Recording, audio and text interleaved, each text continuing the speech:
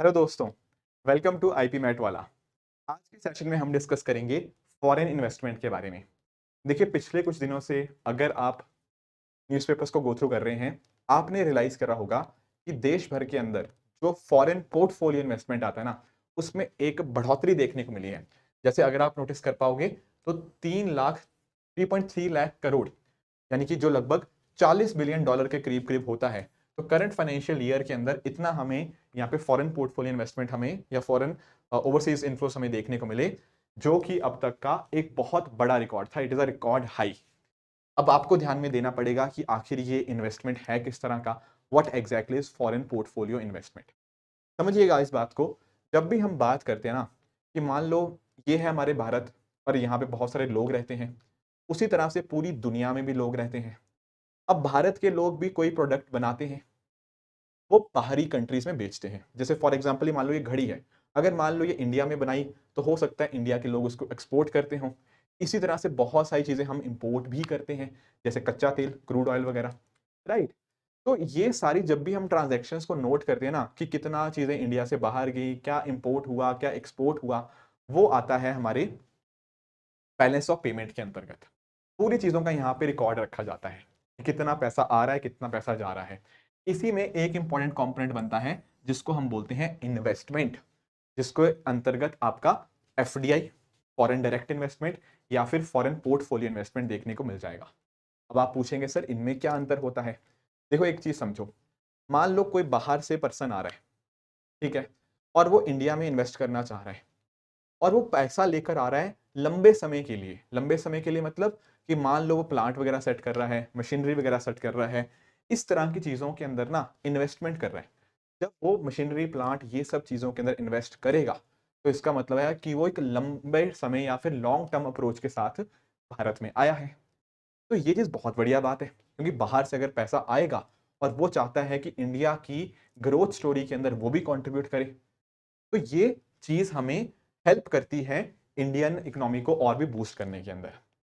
अब जब वो पर्सन आया है इतना सारा अच्छा खासा पैसा लेके और भारत की कंपनीज के अंदर इन्वेस्ट कर भी रहा है, तो कहीं ना कहीं इससे क्या होता है, इससे ना पता लगता है कि वो पर्सन अब अचानक से वापस नहीं चला जाएगा।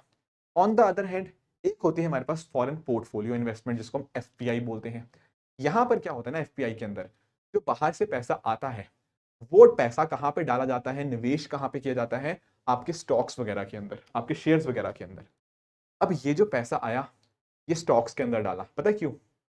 पैसा इसलिए डाला गया ताकि आज उनके अंदर पैसा डाले, कल को जैसे ही उनको अच्छा खासा रिटर्न मिला, जैसे ही पैसा अच्छा खासा कमाई हुई, फटाफट पैसा वापस। तो एक अंतर समझ पा रहे हो? एफडीआई के अंदर जब पैसा आ रहा था, तो वो लंबे समय के लिए आ रहा था, वो पैसा लंबे समय तक भारत में रहेगा। पर अगर हम बात करते हैं फॉरेन पोर्टफोलियो इन्वेस्टमेंट की, यहाँ पर पैसा आया तो है, पर कहीं ना कहीं वो फटाफट बाहर भी जा सकता है।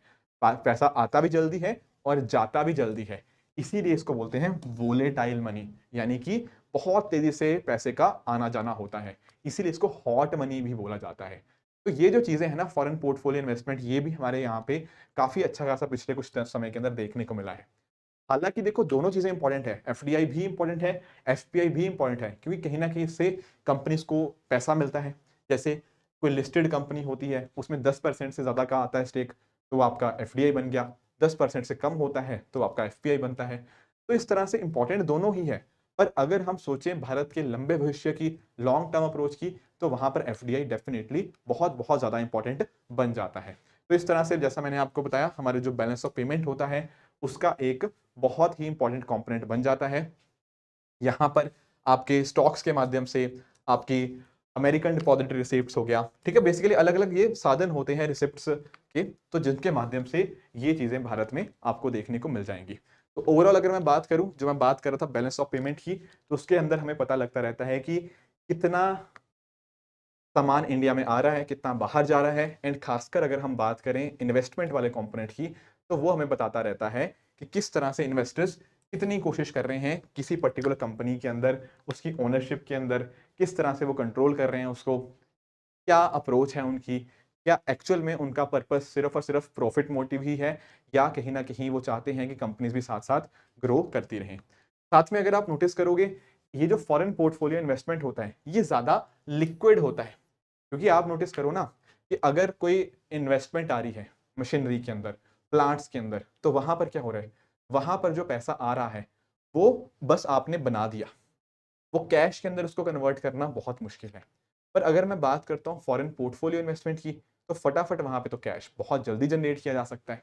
तो FPI is more liquid.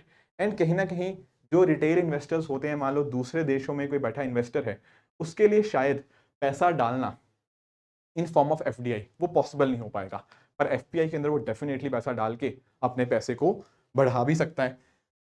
And इस तरह से जो आपके फॉरेन इन्वेस्टमेंट्स होती हैं, फॉरेन पोर्टफोलियो इन्वेस्टमेंट, वो कहीं ना कहीं अच्छे से एक दूसरे के साथ आप एक्सचेंज भी कर सकते हो। तो इस तरह से आप नोटिस करोगे कि जो हमारा कर्ज होता है जिसको हम डेट बोलते हैं, वो भी एक चीज होती है, एंड इक्विटी भी आपका देखने को मिलता है। जैसे फॉर एग्जाम्पल, अगर मान लो आप अपनी कंपनी चलाने के लिए किसी से पैसा उधार पे ले रहे हो, तो वो आपका डेट बन जाएगा।